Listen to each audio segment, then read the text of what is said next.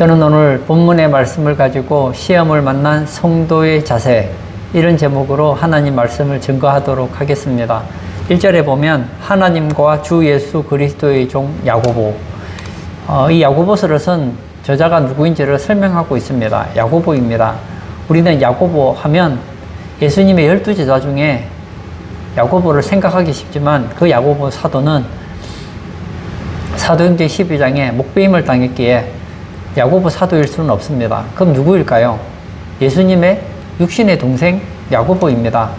이 야고보가 예수님께서 부활하시고 예수님을 믿고 그리고 나중에 보면 초대교회의 감독이 되죠. 굉장히 영향력을 미칩니다. 그 야고보 감독이 흩어져 있는 12지파에게 고난당하고 있는 그런 성도들에게 편지를 보낸 내용이 바로 야고보서입니다. 저는 오늘 본문의 내용을 통해서 우리가 시험을 만났을 때에 성도가 어떻게 대처해야 되는지, 어떤 자세를 가져야 되는지를 살펴보려고 합니다. 첫 번째, 온전히 기쁘게 여기라는 것입니다. 2절을 제가 한번 읽도록 하겠습니다. 내 형제들아, 너희가 여러 가지 시험을 당하거든 온전히 기쁘게 여기라. 내 형제들아, 야고보는 유대인 아닙니까? 지금 이스라엘의 12지파 흩어져 있는 유대인들에게 1차적으로 서신을 보냅니다.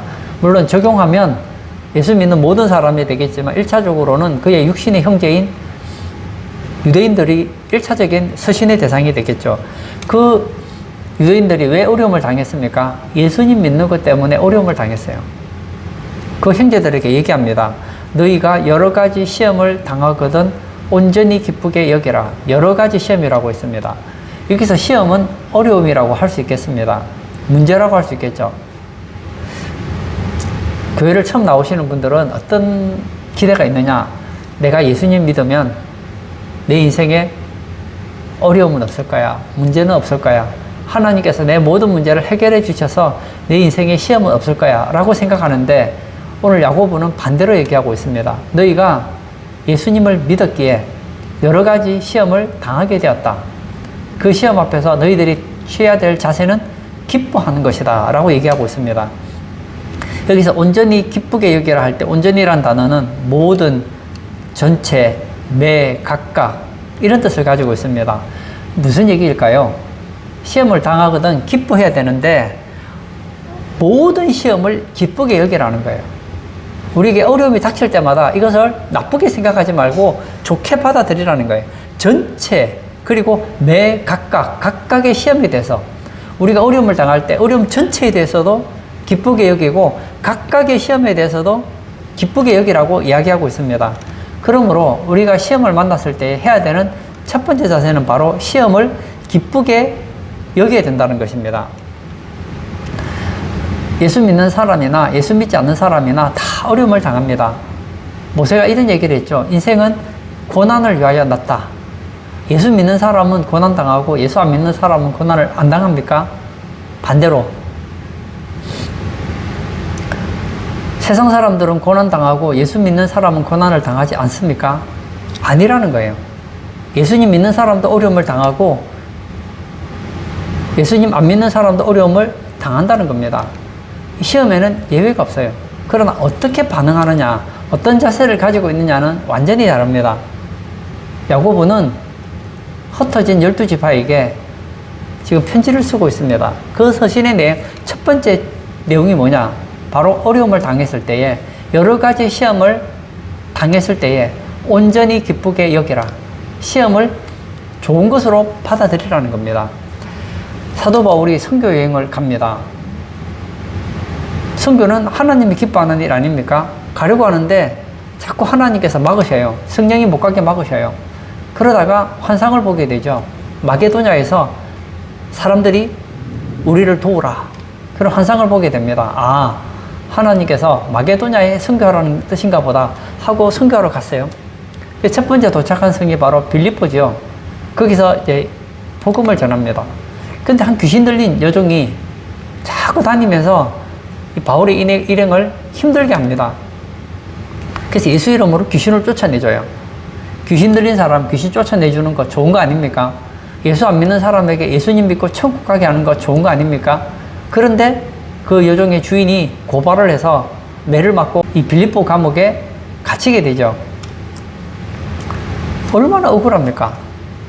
나는 지금 하나님 기뻐하는 일을 하고 마게도냐 오려고 하지도 않았는데 성령께서 마게도냐로 인도하셨고, 그리고 귀신 들린 사람 쫓아주고 예수 안 믿는 사람 복음 전하는 거 얼마나 좋은 일입니까? 그런데 결국은 매 맞고 차디찬 감옥에 갇히게 됩니다. 그때 이 바울과 실라가 어떻게 합니까? 밤에 하나님을 찬미했다 했습니다. 감사의 찬양을 드렸다는 거예요. 감사할 내용이 없잖아요. 그러나 그 감사를 통해서 하나님께서 또 기적을 일으키세요. 그 기적의 내용이 무엇입니까? 갑자기 이 감옥이 흔들흔들 하면서 수갑이 채워지고 문이 열려버려요. 간수가 아이고 관리하지 못했으니 어차피 우린 죽겠구나 하고 자살하려고 합니다. 그때 자살하지 마시오. 우린 여기 있습니다. 그래서 거기서 예수 믿는 사람이 오히려 나오게 되었다는 거예요. 예수 믿는 사람하고 예수 안 믿는 사람의 결정적인 차이가 뭐냐? 어려움 앞에서 우리가 어떻게 대응하는가? 이것이 다릅니다. 세상 사람들은 어려움을 당하면 어찌할 바를 알지 못합니다. 그러나 우리는 달라요. 좋은 일이 생기면 좋아서 좋고, 어려운 일이 닥치면 이유는 모르지만 결과적으로 좋은 일이 될 것을 알기 때문에 기뻐합니다. 영화 코바디스라는 영화가 있습니다. 이 네로 당시에 초대교회를 박해하는 내용입니다. 네로가 이 로마시에 큰 화재가 납니다. 그래서 이 책임을 기독교인들에게 맡기죠. 그래서 어떻게 하죠? 예수 믿는 사람들을 사자밥이 되기도 하고 십자가에 못 박기도 하고 화형을 당하기도 합니다. 이 네로가 영화에 보면 그런 내용이 나오죠. 죽은 기독교인들을 시체를 보러 갑니다. 어떻게 대체 죽었나 하고 봤더니 신기한 걸 보게 돼요. 분명히 편안하게 죽은 거 아니거든요. 어떤 사람은 굶어 죽고, 어떤 사람은 맞아 죽고, 어떤 사람은 십자가에 못 박혀 죽고, 다양한 고통으로 죽었어요. 근데 죽은 기독교인들의 얼굴을 보았더니 한결같이 다 웃는 얼굴로 생을 마감했다라는 거예요. 세상 사람들은 이 땅에 소망이 많아요. 이 땅에서 영원히 살고 싶어 합니다. 근데 우리는 알지요. 이 땅이 아무리 좋다고 해도 천국하고 비교가 안 됩니다. 제가 믿음이 좋아서 그런 거 아니에요. 저는 사실은 이 땅에 그렇게 애착이 별로 없는 것 같아요. 저는 좀 솔직한 얘기로 좀 빨리 죽었으면 좋겠어요. 빨리 죽으면 천국 가잖아요. 여러분, 여기보다 천배, 만배, 억만배 좋은 천국이 있는데 이 땅에 우리가 소망을 가질 이유가 없잖아요. 세상 사람들은 이 땅에 오래오래 살아야 돼요. 왜냐? 죽으면 더 불행해지기 때문에 이 땅에서 영원히 살려고 합니다. 이 땅에서 파라다이스를 만들려고 하지만 우리는 달라요. 예를 들어서 우리가 옛날에 조선시대 때처럼 판잣집에서 기와집에서 살고 있다가 지금 어마어마하게 좋은 아파트에서, 그리고 옛날처럼 그렇게 못 사는 게 아니라 훨씬 더 좋은 음식이 있고, 그리고 시설도 좋고 모든 것이 좋은 아파트를 가게 됐다고 한번 생각해 보세요. 그런데 그 집은 기와집인데 바람이 송송송송 들어와요. 여름에는 덥고 겨울에는 추워요. 먹을 곡식도 없어요. 그리고 아침부터 저녁까지 일을 해도 하루 종일 배고파요. 그런 삶을 살다가 이제는 추위 걱정 안 해도 돼요. 너무 집이 좋아요. 그리고 거기에는 먹을 거 걱정이 없어요. 편의시설이 옛날과 비교도 안 될 만큼 좋은 데서 우리가 살게 된다면, 아이고 이거 억울해서 어떡하나, 내가 이 좋은 초가집에서 최신식 저택에 살게 되는 것 때문에 안타까워할 사람이 누가 있겠느냐고요. 아니죠. 그래서 예수 믿는 사람들은 이 땅에서 살아도 좋고 죽으면 더 좋은 사람들이 예수 믿는 사람들입니다. 고난 당하지 않으면 좋지요. 저는 예수 믿는 사람이 고난 당하는 거 그렇게 좋아하지 않습니다. 그런데 하나님은 우리를 너무너무 사랑하세요. 그런 하나님께서 우리 인생에 어려움을 주셨다는 것은 그 어려움이 나쁜 것이 아니라는 거예요. 우리가 몰라서 그렇지 그 어려움이 미래를 놓고 생각해 보면 결국은 좋은 것이라는 거예요. 저는 제가 어려움을 당할 때마다 제 마음속으로 생각하는 두 가지 문장이 있습니다. 좋을 때는 지금 좋으니까 감사하죠. 어려움 당하면 하나님께서 내 인생에 얼마나 좋은 것을 주시려고 어려움을 주셨나. 이것이 이 어려움이 나중에 어떻게 전화위복이 될지 생각하면 기분이 좋아져요. 오늘 예배 참석하신 사랑하는 성도님, 시험을 만날 때 우리는 어떻게 반응하십니까? 시험을 만난 성도의 자세, 첫 번째, 온전히 기쁘게 여기라고 합니다. 어려움을 기쁨으로 받아들이라는 것입니다. 두 번째, 인내를 온전히 이루라고 합니다. 4절을 제가 또 읽도록 하겠습니다. 인내를 온전히 이루라. 이는 너희로 온전하고 구비하여 조금도 부족함이 없게 하려 함이라. 시험이 우리에게 주는 많은 유익이 있는데 그 시험이 주는 유익 중에 하나는 무엇입니까? 인내를 이루게 된다는 거예요. 성령의 9가지 열매 중에 사랑과 희락과 화평과 오래 참음, 인내가 있습니다. 많은 분들이 성령의 열매, 인내를 사모합니다. 인내심, 참 세상을 살아가는데도 인내가 얼마나 필요한지 몰라요. 그런데 이 인내가 어떻게 만들어집니까? 고난을 통해서 만들어진다는 거예요. 그러므로 여러 가지 시험을 당할 때에 인내를 만드는 기회를 알고 그 인내를 온전히 이루도록 노력해야 된다는 거예요. 이 인내를 온전히 이루면 어떻게 됩니까? 너희로 온전하고 구비하여 조금도 부족함이 없게 하려 함이라. 인내를 온전히 이루면 온전하고 구비한 사람이 됩니다. 여러분, 우리가 세상에서 살아갈 때 무슨 일을 하든지 끈기가 있는 사람이 일을 해내잖아요. 여기서 온전하다, 구비하다는 것은 하나님이 볼 때 부족하지 않는 삶이 된다는 것을 말해주고 있습니다. 예수 믿는 사람들이 가장 소망하는 게 무엇이죠? 성화 아닙니까? 예수님 닮는 거 아니에요. 예수님을 닮으려면 우리에게 인내심이 얼마나 절대적으로 요청되는지 모릅니다. 예를 들어 기분 나쁜 얘기를 들었어요. 그러면 인내심이 있는 사람은 기분 나쁜 얘기 들어도 참을 수가 있어요. 인내심이 없는 사람은 기분 나쁜 얘기하면 막 얼굴이 울그락불그락해서 어떻게 하죠? 막 싸우지 않겠습니까? 이런 인내를 통해서 우리의 삶이 온전해지고 구비해진다는 거예요. 그리고 우리의 삶에 부족함이 없는 삶이 된다는 거예요. 결과적으로 얼마나 좋은지 모릅니다. 여기서 인내를 온전히 이루다 할 때 이 이루라는 단어를 보았더니 소유하다, 간직하다, 붙들다 이런 뜻을 나타내고 있습니다. 인내를 소유하라는 거예요. 인내를 간직하고 인내를 붙들라는 것입니다. 여러분, 똑같이 어려움을 당한다고 해서 다 인내가 만들어지지 않습니다. 보십시오. 우리 주변에도 어려움이 닥치면 어려움을 통해서 인내를 만들어내는 사람이 있는가 하면 어려움을 불평함으로 걸림돌로 만드는 사람이 있습니다. 하나님께서 이스라엘 백성들을 10가지 재앙으로 출애굽을 시키시죠. 그리고 바로 가나안 땅으로 가도 되는데 하나님께서 바로 가게 하지를 않네요. 어디로 데려갑니까? 광야로 데리고 나갑니다. 그리고 광야에서 2년 동안 훈련을 시키시죠. 1년 동안은 성막을 만드는 곳으로 데려가서 말씀을 교육시키고 1년 동안은 광야를 또 돌아다니게 합니다. 광야는 어떤 곳입니까? 낮에는 덥고 밤에는 추워요. 먹을 것이 없습니다. 마실 것도 없습니다. 거기에서 흙길을 하루 종일 걸어본다고 생각해 보세요. 저는 이스라엘 백성들이 이해가 됩니다. 여러분, 예를 들어 사막에 여행을 갔어요. 근데 물이 없어요. 하루 종일 머리에 사막의 그 흙이나 모래가 머리에 가득 들어갔는데 밤에 그대로 잔다고 생각해 보세요. 목이 마른데 마실 물도 별로 없어요. 얼마나 짜증내겠습니까? 제가 예전에 머리를 한 며칠 안 감은 적이 있었는데요.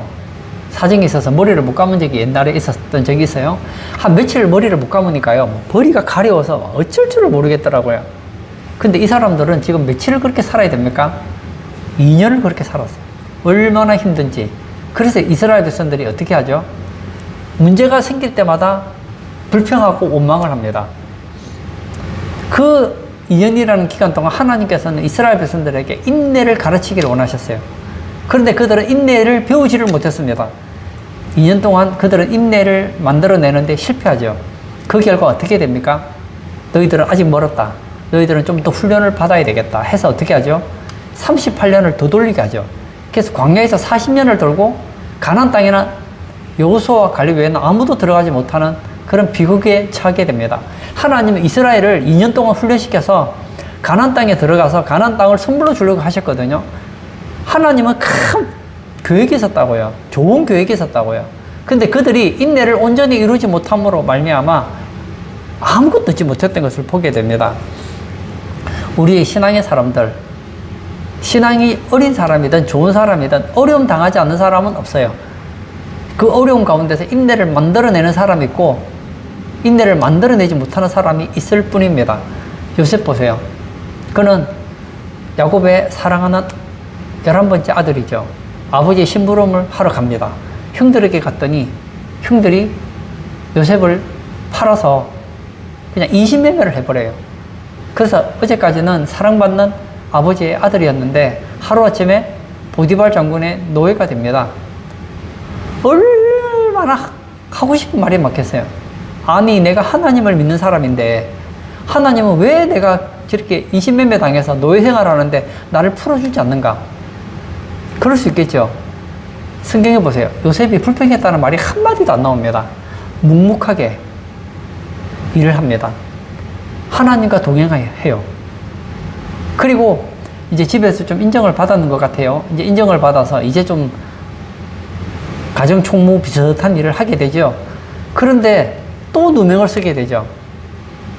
상관의 부인을 성폭행 미수범으로 해서 이제는 감옥에 들어가게 됩니다. 정치범 수용소에 들어가게 됩니다. 여기 들어가면 이제 나올 수는 없어요. 이제 거기서 평생을 썩어야 됩니다. 근데 성경을 보면 알지만 요셉이 불평했다는 말이 한마디도 나오지 않습니다. 몇 년을 그렇게 살죠? 13년을 그렇게 살아갑니다. 하나님은 13년을 통해서 요셉을 훈련을 시키십니다.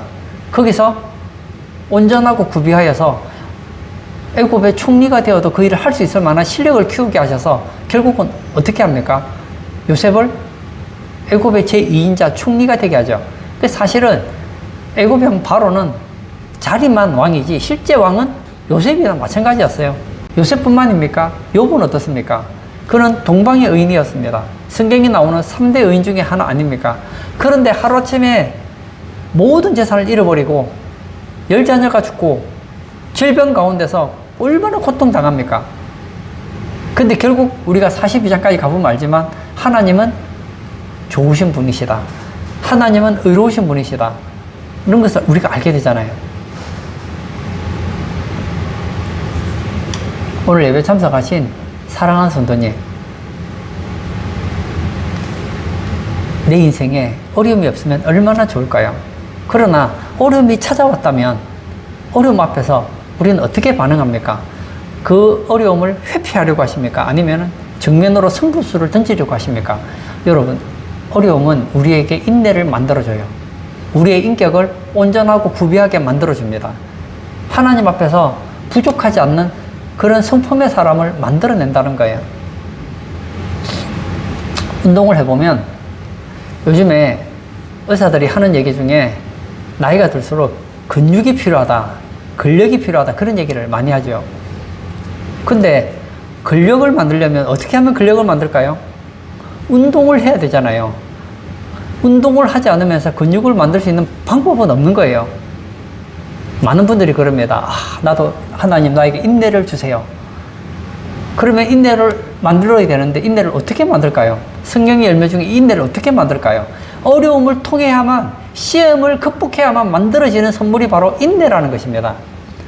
그러므로 오늘 예배 참석하신 우리 성도님들은 여러 가지 시험을 당하거든 그 시험 앞에서 힘들어하지 마시고 오히려 그 시험을 기쁘게 받아들이시고 이 시험을 인내를 만들어내는 기회로 만드시고 여러분의 인격을 온전하고 구비하여 부족하지 않는 삶이 되는데 만들어내자는 것입니다.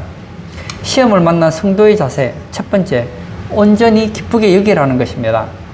어려운 가운데서 기쁘게 반응해야 된다는 것을 가르쳐 줍니다. 두 번째, 인내를 온전히 이루라 합니다. 이것은 끝까지 인내해야 되는 것을 가르쳐 줍니다. 세 번째, 하나님께 지혜를 구하라고 가르쳐 주고 있습니다.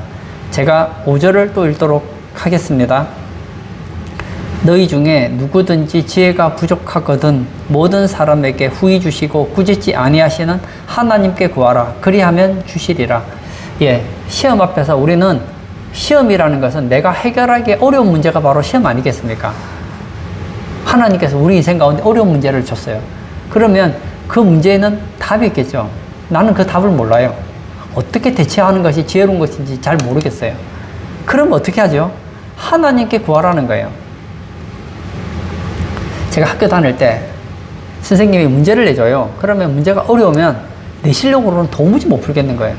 근데 우리 반에 공부 잘하는 친구가 있어요. 그 친구한테 이 문제를 좀 풀어달라고 하면 풀어줘요. 고맙죠. 또 모르는 문제가 있어. 또 부탁을 하면 또 도와줘요. 근데 한 번, 두 번 들어주는데 계속 부탁하면 나중에 싫어하고 그 다음에 네가 알아서 해.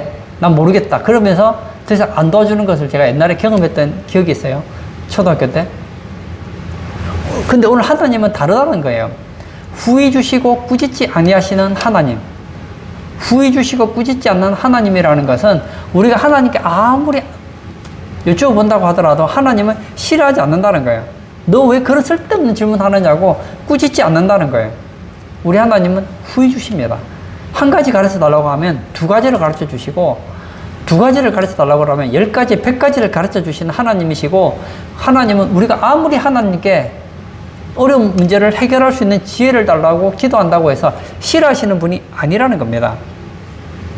여기서 하나님께 구하라. 그리하면 주시리라고 했는데 여기서 구하라는 단어를 보았더니 간청하다, 빌다, 필요로 하다 이런 뜻을 가지고 있습니다. 문제가 생기면 하나님께 간청하라는 거예요. 하나님께 빌라는 것입니다. 우리의 필요를 하나님께 아뢰라는 것입니다. 이것은 하나님의 인도를 강구하는 것을 가르쳐 줍니다. 우리가 문제 앞에서 어떻게 될지를 잘 모르겠어요. 제가 좋아하는 성경 구절에 이런 말씀이 있습니다. 너는 범사의 그를 인정하라. 그리하면 내 길을 지도하시리라. 내일 일은 난 몰라요. 하루하루 살아요. 우리는 몰라요. 내일 일은 난 몰라요. 하루하루 살아요. 근데 살아가다가 시험이 닥치면 어떡하죠? 내가 감당할 수 없는 문제를 만나면 어떡하죠? 그때 성경은 우리에게 답을 주잖아요. 하나님은 우리에게 감당치 못할 시험을 주시는 하나님이 아니시다. 감당할 수 있는 시험이면 감당할 수 있는 시험이기 때문에 이길 수 있어요. 감당할 수 없는 시험이라면 피할 길을 주시기에 이길 수 있습니다. 그런데 내게 닥친 이 시험이 내가 감당해야 될 시험인지 피해야 될 시험인지 모른다면 어떻게 해야 될까요? 하나님께 구해보라는 거예요. 그러면 하나님께서 그 문제를 우리가 맞서야 될 것인지 피해야 될 것인지 가르쳐 준다는 거예요. 저는 성경에 보면 이 다윗이 하는 기도가 참 저는 재미가 있더라고요. 다윗이 이스라엘의 왕이 되었어요. 블레셋에서 쳐들어옵니다. 여러분, 나라의 왕이에요. 나는 블레셋이 지금 우리나라를 공격했어요. 그럼 당연히 싸워야죠. 근데 다윗이 하나님께 기도하죠.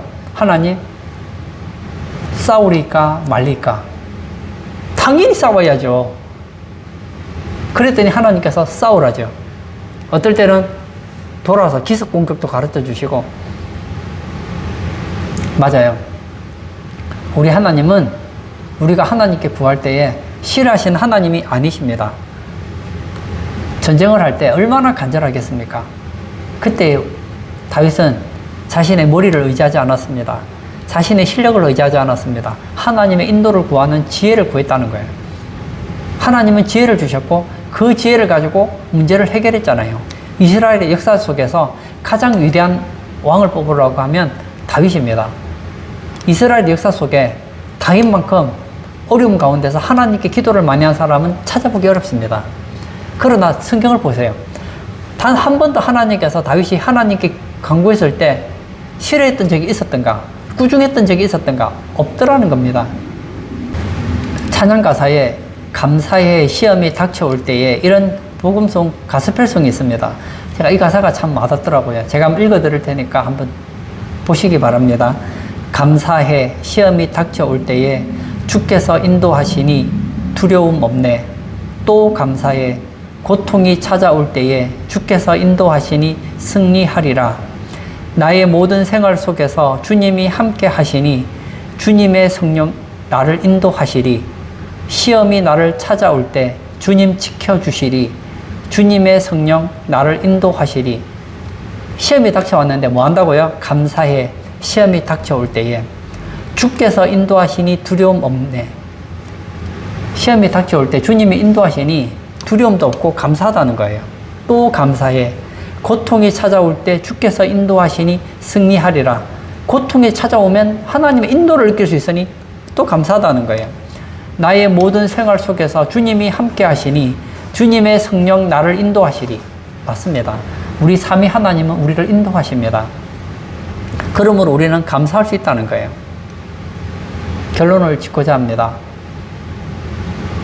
많은 사람들은 어려움이 없기를 원합니다. 시험이 없기를 원하지요. 그러나 야고보 감독은 얘기합니다.